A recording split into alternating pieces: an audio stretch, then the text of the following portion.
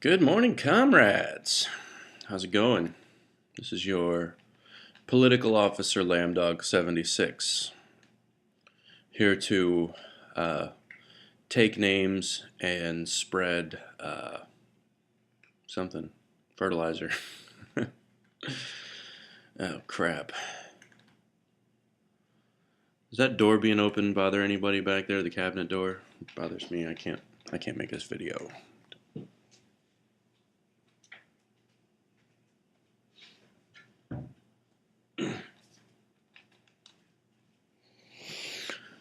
Whew. Glad we got that out of the way. All right, a longtime friend of the channel, Sustainable Survival, on one of my last videos, asked me about my thoughts regarding local economies, as if do I feel that each individual small community should have its own currency, and should that currency only be limited to that community? Further in the question, he says, would that, in essence, keep the wealth in the area? And I think I know where he's coming from on this. I think before we answer the question, we need to maybe agree on an understanding of how things work now, or how wealth and the economy is produced and sustained anyway, like as it is. What sustainable survival is talking about with keeping the wealth in the area, as an example, I live in a smaller town near a bigger town. I could conduct my business in this small town, and that keeps the money circulating in my area, or I can conduct my business in a bigger town, and that moves the money from my area to the bigger area. And I definitely see the concern over, you'd want to keep your small town, and you'd want to help it out and keep the money local and everything else. But I think if you're going to be a true free market person, then where you do business, by this theory, and one of the things that I love best about it is you can go where you get the best deal. Now, whether that best deal is in your value, or that you value your local economy, or that you just merely value the preserving your wealth, or you value certain products that are only available in a big area, is up to the individual. What I don't like about a thing that would keep just a single type of money in a small community is that you're almost trying to force people to do business with each other. If you aren't doing the type of business that I want to do, then I should be allowed to go elsewhere to seek the business that I wish to seek. That's what makes sense to me. I don't think that it's right to try to force a market to do something that it doesn't want to do. And I believe that a responsible salesman has his or her ear to the ground and is looking to provide for their potential customers what it is that they're seeking. If we're in a small community and we're providing things that aren't being sought after, there's no measure of what we do that's going to make people want it. And I believe it's immoral to force people to want something that we're providing if they don't want it. It doesn't make sense to me, and I think it's wrong.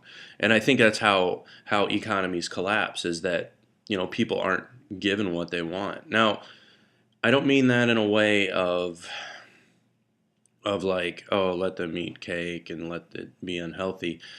If an economy, which oddly enough, an economy will create itself in theory, if an economy is going down an unhealthy, unsustainable path, then it will have to adjust itself. In my opinion, the mistake that we make is in how different things are moved around, different processes are used in order to try to manipulate the route that the economy takes. Now, why do they do that? I I just watched a very interesting video a little while back that was linked, and it was some guy claiming to be some kind of a billionaire talking about success, and his theory was that the economy is purposefully slowed down to allow people that can't do, for lack of a better term, good business so that they don't just totally get crushed. So the economy slows down to the point where this almost artificial plateau is moving as a safety net for everybody. Of course, people still do fall through the cracks. Of course, people still do take advantage of that plateau and just ride it. Um, but man, mm. So anyway, local fiat economy, I don't think is a good idea. Ironically, what do I think works?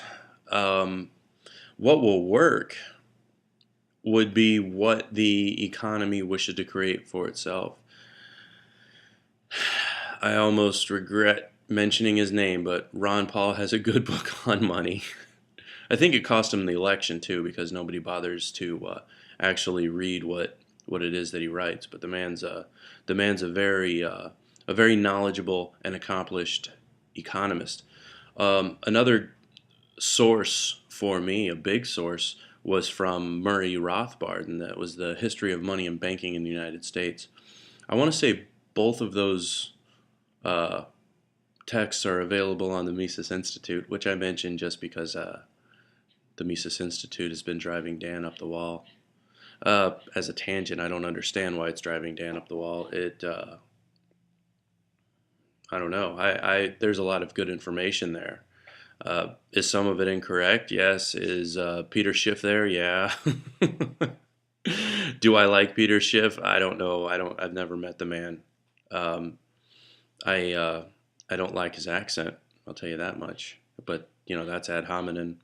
I don't like. I don't know.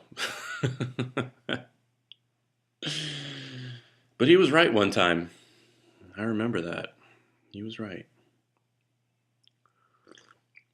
He was all like, invest in gold and silver.